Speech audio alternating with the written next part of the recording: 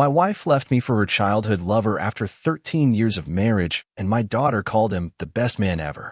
So I took action, and what followed left them speechless. I will tell you everything that happened.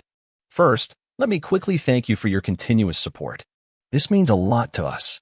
If you enjoy the stories we share, kindly subscribe to this channel. It will be great if you can leave a comment on which city you are watching from. We might just give you a shout out in our next story. Today's special shout out goes to Charles Freeman from Ontario. We are glad you enjoy our stories. Now let's go deeper into the story. 13 years. That's how long I had built a life around a woman I thought I knew. Not in fragments or fleeting snapshots, but brick by brick. Mornings brewing her coffee before the sun fully woke. Weekends doing the grocery run while she slept in. Late nights troubleshooting busted water heaters or our daughter's science projects. My name's Marcus, and for over a decade, I prided myself on being a husband who didn't give up. No matter how rough the waters got, I wrote. I met Lena in college, nothing flashy about it. She was soft-spoken, with these eyes that always looked like they were hiding a better joke than she let on. We dated for 2 years before I proposed. Everyone called us solid. Reliable. I wore that like a badge. She got pregnant a year into our marriage, and when our daughter, Madison, was born, I thought, this is it. This is the good life. My work as a mechanical engineer paid well enough, and I never said no when Lena wanted something for the house, or herself, or Maddie. That's what love was, I thought. Quiet, consistent giving. But somewhere along the way, Lena started dimming. At first, I chalked it up to exhaustion, the everyday grind. We were both getting older, and life wears people down. She still smiled, still kissed me goodnight, still laughed at the same old reruns. But her phone became an extension of her hand. I noticed, sure. I just didn't ask. I didn't want to be that guy, jealous, paranoid.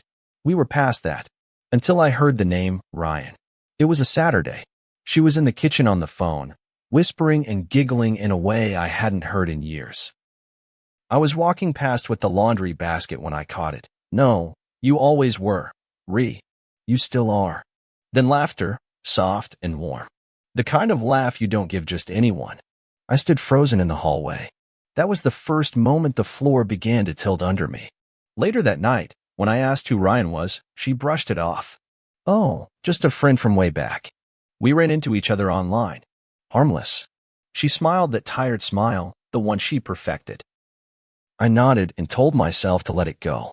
But something in my gut, a quiet, pulsing dread, wouldn't. A few weeks later, I caught Maddie doodling in her sketchbook. She was humming, happy as ever. What are you drawing, baby? I asked, sitting beside her. She turned the book toward me. It was a stick-figure family. Her, me, Lena, and another man. I pointed. Who's that one? Oh, that's Ryan, she said brightly. He's the best man ever. He took us to the zoo last weekend. Did you know he knows how to make balloon animals? My heart didn't stop. It just slowed to a crawl. And something inside me broke, not in a loud, shattering way. Quietly, like a thread snapping in the back of my mind. I didn't scream. I didn't accuse. I just nodded, kissed her forehead, and excused myself to the garage. That night, while Lena slept beside me, I stared at the ceiling until the sun came up, wondering when my home had become a house I didn't recognize. I still loved her. Maybe I always would. But I knew then that love wasn't enough. Not when trust had slipped out the back door, hand in hand with her childhood sweetheart. And that's when the plan began to form. Not out of revenge, but survival. The thing about betrayal is that it doesn't arrive with thunder. It tiptoes in, subtle and slow, until you realize the room's colder and you can't remember when it got that way. After Maddie's drawing and her innocent words about Ryan, I started paying attention. Not like a jealous husband. No, like a man who finally accepted that the love he believed in had been quietly buried under layers of lies. I didn't confront Lena right away. That wasn't me. I watched instead. I listened. Her phone, always face down. The passwords, recently changed. The text notifications she dismissed with 2 casual shrugs. One night I got up for water and caught her in the living room, whispering on the phone in the dark. She didn't hear me standing in the hallway. No, I miss you more, she said, her voice soft as a lullaby. I wish I could see you tonight. You always made me feel alive. Alive. I stood there with the glass in my hand, paralyzed. I had worked myself to the bone to keep our life steady, paid the bills, built our dream house, held her through postpartum depression, took on extra shifts when her mother got sick, all to make her feel safe, loved, supported. And here she was, giving alive to someone else. It was about a week later when I found the pictures. I wasn't snooping, at least that's what I told myself. Her iPad was on the kitchen counter, unlocked. She was in the shower, and Maddie was at a friend's house. I opened the Photos app. Maybe I was hoping I was wrong. Maybe I needed proof, so I'd stop gaslighting myself into thinking I was just insecure. The album was named Sundays. Innocent enough. Inside were photos of her and Ryan. Beach walks. A hotel room mirror selfie of them kissing. A shot of the three of them, her, Ryan, and Maddie at the zoo. The one Maddie had drawn. The one I hadn't been invited to. I remember setting the iPad down as carefully as if it were made of glass. I didn't cry. I didn't even feel rage. Just a numbness so deep it felt like sleepwalking. When she walked into the kitchen in her robe, humming, I asked, "So how long's it been going on?" She paused, eyes flickering to the iPad, then to me. Her smile didn't even falter. "Excuse me, Ryan," I said. The photos. The calls. The zoo trip. A long silence. Then she sighed, sat down, and said, "Marcus, I didn't mean for it to happen like this." That sentence, like she'd tripped and fallen into someone else's arms. "I ran into him last year," she continued. "We were just talking, catching up. He was my first love, you know? Before you. Before life got complicated. And it felt easy. I didn't plan on any of this." I stood there, arms crossed, staring at the woman who once held my hand at the altar and promised forever. "So you didn't plan to cheat. You just stumbled into it." "I didn't cheat," she snapped, suddenly defensive. "We were already disconnected, Marcus. You were always working, always tired. I felt like I was just someone who shared your roof, not your life." "Then you should have said something," I said. "You should have talked to me. Not brought another man into our daughter's life behind my back." That hit her. She looked down, biting her lip. But I didn't let silence excuse her. "She called him the best man ever," I said, voice shaking now. "Do you know what that did to me?" Tears welled up in her eyes, but I didn't move to comfort her. "I couldn't. I didn't want to hurt you," she whispered. "Well," I said, turning toward the door, "you failed." That night, I didn't sleep in our bed. I took the couch. I stared at the ceiling again, only this time, there were no what-ifs left. Just a slow-burning realization, she'd already left me. She just hadn't told me yet. But I'd tell her. Not with words. With action. While she slept peacefully upstairs, I pulled out my laptop and opened my financial records. Everything I had worked for, the house, the rental property, the investments, I started drawing up the transfers. One by one. To the only person I trusted more than anyone else. My mother.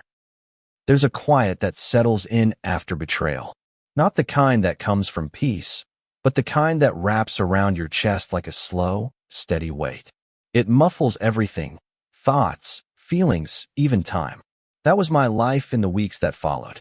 Lena and I still lived under the same roof, but there was no marriage left, just two people pretending for the sake of the child between them. I stopped asking where she was going. She stopped pretending to care where I had been. We were courteous, even warm, in front of Maddie. But behind closed doors, we were strangers. She spent more nights out, always with a vague excuse. Girls' night, work event, errands. I didn't ask. I didn't need to. I'd already seen enough. In that silence, I moved quietly, transferred the deed to the house into my mother's name, closed the joint accounts, opened new ones, shifted every investment, every piece of property, every cent I could legally move into a trust held by her. My mother had always been my safe harbor, sharp, dependable, and fiercely protective of me. She didn't ask many questions, just nodded slowly when I explained what I needed and signed what I put in front of her. She knew something was breaking, even if I didn't spell it out. I didn't want revenge. I wanted distance. A clean break. I wanted to leave the wreckage behind without being stripped down by the same person who wrecked it. There were moments where I doubted myself. When I watched Maddie sleeping and wondered what kind of father chose to walk away from a marriage instead of fighting tooth and nail. But then I'd remember the look in Lena's eyes that night, the absence of guilt, the presence of justification. She had made her peace with her betrayal. That made it easier for me to make peace with my escape. Dad, why don't you and Mommy hug anymore? Maddie asked one morning over pancakes. I froze, spatula midair. What do you mean? You used to hug her in the kitchen and kiss her forehead. You don't anymore. I crouched down beside her chair. Some things change, sweetheart. Grown-ups go through things that aren't easy to explain. But do you still love her? She asked, her little eyes too wise for 8 years old. I didn't know how to lie to her, so I didn't. I love her in a way that remembers who she was. But things are different now. She nodded slowly, like she was filing it away for later, and went back to her pancakes. A week later, I served Lena the divorce papers. I didn't do it with venom or spite. I left them on the kitchen table with a simple note. This is me choosing peace, not punishment. She found them after her shift and stormed into the living room. Are you kidding me, Marcus? I looked up from the couch. No, I'm done pretending this can be fixed. Her face flushed red. You're seriously going to throw 13 years away just like that? No, I said calmly. You threw it away. I'm just signing the death certificate. She threw the papers across the coffee table. And what about the house? The savings? The rental in Green Valley? We built that together. I didn't smile. I didn't gloat. I just looked her in the eye and said, they're not yours anymore. Silence. Then, what the hell does that mean? It means everything I own now belongs to my mother. Legally. Ironclad. You can fight it if you want, but you'll lose. She stared at me, mouth open, stunned. You did this behind my back? I nodded once. The same way you were building a life behind mine. Her hands trembled, whether from fury or disbelief, I couldn't tell. You're going to leave me with nothing? I'm going to leave you with what you chose him. She didn't say anything else. Just walked upstairs slowly, like she'd suddenly aged a decade. That night, I slept better than I had in months. Some people say the courtroom is where justice lives. I disagree. It's a battlefield. Cold, calculated, and drenched in performance. And Lena, well, she came dressed for war. It started with a summons. I knew she'd fight back. Pride wouldn't let her walk away quietly. Her lawyer claimed I had acted maliciously and fraudulently by transferring assets to my mother. She wanted the house, half the savings, even a piece of the rental property that she never lifted a finger for. Her narrative? That I blindsided her, abandoned her, and stripped her of what she rightfully helped build. I wasn't angry. I was tired. Tired of being the villain in a story where she'd been the one writing plot twists behind my back. My lawyer, a sharp, no-nonsense woman named Dina, said we had nothing to worry about. You acted within your rights. You didn't hide assets. You simply gifted them before filing. Let her scream. Screaming doesn't rewrite contracts. Still, it's strange, watching someone you once loved try to tear you down in public. Lena took the stand, all soft eyes and trembling voice. She told the judge I had grown cold and emotionally abusive, that she had tried to hold the family together while I distanced myself. I watched her cry, saw the courtroom lean toward her pain, but none of it lined up. No records, no bruises, no emails, just tears and drama. Then it was my turn. I didn't cry. I didn't raise my voice. I told the truth. How I worked 2 jobs while she stayed home. How I paid her mother's medical bills when insurance refused. How I funded her online business idea, something she abandoned 6 months in. I talked about the iPad, the photos, Maddie's drawings. I told them everything, without a single ounce of bitterness. Did you ever threaten your wife financially? The opposing counsel asked me. No, I answered, but I did protect what I built.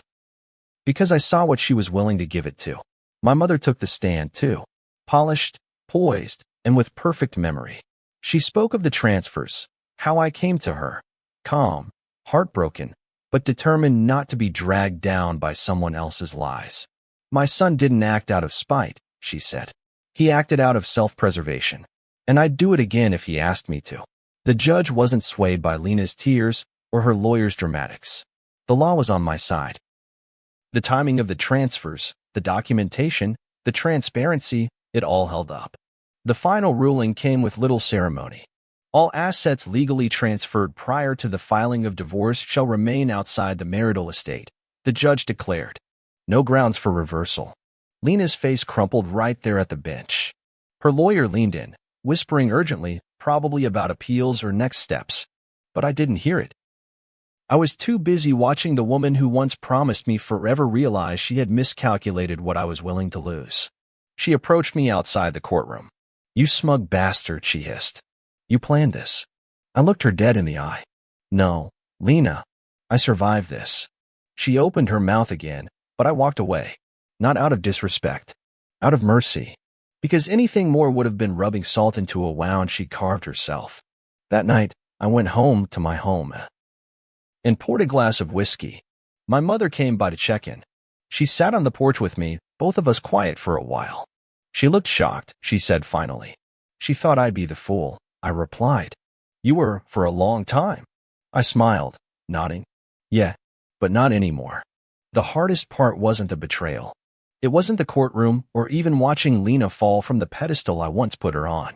It was Maddie. Always Maddie. After the ruling, Lena moved out. She and Ryan got a place together across town. A neat little 2-bedroom near the park, close enough for easy pickups and drop-offs, far enough to feel like a different world. We agreed on joint custody. I didn't want to take Maddie away from her mother, no matter how broken things got between us. The sins of the parents shouldn't be shouldered by the child. But kids aren't blind. They feel everything, even what we try to shield them from. The first weekend Maddie stayed with me after the dust settled. She came through the door like nothing had changed. She hugged me tight, plopped her backpack on the floor, and started talking about her new room at Mommy and Ryan's. I just nodded and listened, my chest burning with every mention of his name. "He made waffles this morning," she said, mouthful of grapes as we sat at the kitchen table, with whipped cream and strawberries. He even put little smiley faces on them. "Sounds fun," I said, trying to keep my voice even. "He says he's going to teach me how to ride a bike without training wheels this summer." I felt something twist in my gut. That had been my plan. I'd bought the helmet months ago, even adjusted the seat on the bike. But apparently, Ryan was already filling in where I'd been pushed out. Then she looked at me, bright-eyed and smiling. "Daddy, Ryan's like the best man ever." I didn't flinch. I didn't blink. But inside, it felt like someone had just driven a nail through my chest. "I'm glad you're having fun with him," I said, even though the words tasted like rust. "You're not mad?" she asked. I shook my head. "No, baby. Why would I be mad?" She shrugged. "Mom said you might be. She said you get mad about little things." I paused, breathed, smiled. "Well, your mom's got a different view of things sometimes. But I'm not mad at you. Ever." That night, after she fell asleep on the couch with a blanket half pulled over her, I sat in the kitchen alone, staring at the fridge. Her crayon drawings still clung to it, one from when she was 5, a family of 3 with stick arms and wide smiles. I stared at it until my eyes blurred. Then I pulled it down and tucked it into the drawer beside the silverware. I couldn't throw it away, but I couldn't look at it anymore either. The next day, I asked Maddie if she wanted to go for a drive. We ended up at the park, her favorite one with the swings that went just a little too high. She ran ahead, laughing as her sneakers kicked up gravel. And when she came back to me, cheeks red from wind, I sat her down on the bench. "Maddie," I said gently, "do you know why Mommy and I aren't together anymore?" She nodded slowly. "You don't love each other?" "We stopped being good to each other," I said. "That's different. But it doesn't mean I don't love you. Will you ever live with us again?" I looked away for a second. "No, sweetheart. That chapter's over. But it doesn't mean we're not still family. You'll always be my girl." She leaned into me, quiet for a moment. Then she whispered, "Sometimes I wish things were how they used to be." "Me too," I said. And I meant it. But wishing didn't bring things back. It didn't undo betrayal. It didn't erase the nights I spent wondering what I did wrong while Lena played house with her past. That night, after I dropped her off, I sat in the car watching the lights inside their new place. I saw Maddie wave through the window. I waved back. Ryan appeared behind her, his hand resting lightly on her shoulder. She smiled, then turned away. I didn't hate him. I didn't even blame him.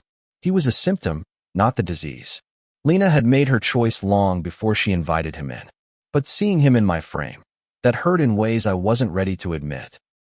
Still, I drove home with my hands steady on the wheel. I didn't cry. I didn't rage. I just whispered to myself, she's still your daughter. You didn't lose her. Not all the way. And that had to be enough. Some endings don't come with a slam or a scream. Some just fade, like fog lifting slowly until you see how far off the path you really were. That was me, months after the dust had settled. Lena had fully moved on, or at least, she pretended well. Maddie adjusted faster than I thought she would, kids being more resilient than we give them credit for. And me, I didn't rebuild overnight. I just learned to breathe again. There were mornings where I still reached for the second coffee mug, where I'd catch myself thinking, Lena would like this, then remember she wasn't mine to think about anymore. There were still echoes of her in this house, in the way the hallway light flickered, in the stupid chipped bowl she insisted on keeping, in the quiet. But each day, those echoes grew quieter. I put boundaries in place, not as walls, but as fences. Clear, sturdy, and necessary. I no longer picked up Lena's calls unless it was about Maddie. I stopped asking how she was. Stopped answering questions about my personal life. I didn't need her to know if I was happy or miserable. Her access to that part of me had expired. One afternoon, she showed up unannounced. Maddie was with my mom that weekend, and I was trimming the hedges when I heard her voice behind me. Marcus. I turned, surprised but not rattled. She looked different, more polished, maybe, or just less familiar. What do you need? I asked, keeping my tone neutral. She stepped closer, holding a small envelope. I wanted to give you this. It's just something I wrote. I've been going to therapy. I took the envelope but didn't open it. She fidgeted. I was wrong, Marcus. About a lot of things. I nodded. I know. I thought Ryan was what I needed. Someone who made me feel alive again. But I didn't see what you were carrying. What you were building for us. I carried it because I believed in it, I said. But belief needs to be mutual. She looked away. I just wanted you to know I'm sorry. And for a brief second, the old ache stirred. Not because I missed her, but because I remembered how much I once did. Thank you, I said. But I've made peace. I hope you do too. She left without pushing, and I watched her go, feeling lighter than I had in a long time. Later that night, I opened the envelope. It was a handwritten letter. No begging. No justification. Just words. Honest, if not late. I folded it back up and placed it in my drawer. Not to revisit, but to mark closure. Maddie and I found a rhythm. Bike rides on Saturdays, pancakes on Sundays. We had our rituals. She still talked about Ryan sometimes, and I let her. I didn't poison her view. She'd grow up and see the layers herself, in her own time. My job was to be the steady place she could return to. One evening, she asked, Dad, do you think people can love more than one person? I paused before answering. Yes, but not all at once, and not without hurting someone. She nodded like she understood more than I gave her credit for. I'm glad you didn't leave me. I never will, I said. That's a promise. And in that moment, I realized that while I had lost a wife, I hadn't lost myself. I had faced betrayal, held my silence, protected what was mine, and walked through fire without turning back. That wasn't weakness. That was strength. So I stood firm, in my peace, in my boundaries, in the life I was quietly rebuilding. Not for revenge, not for pride, but for me. Because sometimes the best goodbye is the one you don't scream. It's the one you live. If this story resonated with you, if you've ever had to choose peace over chaos, or rebuild after betrayal, subscribe for more raw, honest stories about the complexities of family, love, and self-preservation. Share your thoughts in the comments, and let's keep the conversation real. See you soon in the next story.